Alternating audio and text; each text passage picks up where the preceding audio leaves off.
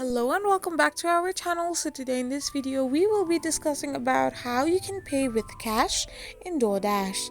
So without wasting much of our time, let's get straight into the video. So first and foremost, simply tap open your website of your preference and type in the URL www.doordash.com. Now you will be redirected to the official website of Doordash.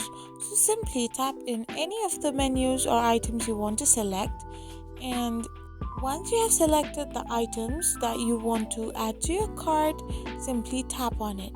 After this, you can see that the item has been added to your cart, so simply tap on the checkout option.